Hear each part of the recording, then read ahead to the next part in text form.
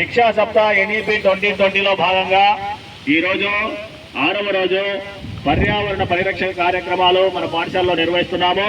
ఈ పర్యావరణ పరిరక్షణలో భాగంగా మనము మొక్కలు నాటే కార్యక్రమాన్ని ఈరోజు మన పాఠశాలలో మొక్కలు తీసుకొచ్చాము. ఈ మొక్కలు నాటుతున్నాము.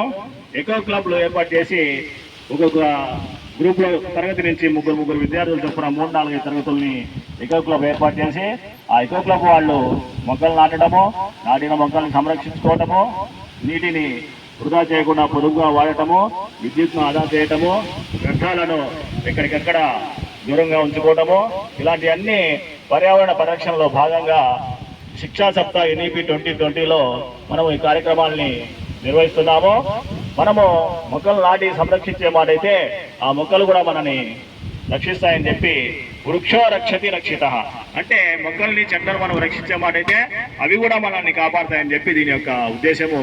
కాబట్టి ప్రతి ఒక్కళ్ళము పర్యావరణ పరిరక్షణలో భాగస్తులై మనమందరము పర్యావరణాన్ని కాపాడుకోవాల్సిందిగా మీ అందరికీ శిక్షా సప్తాహ ఎన్ఈపి 2020లో ఈరోజు 6వ రోజు పర్యావరణ పరిరక్షణ గురించి తెలియజేస్తున్నాము.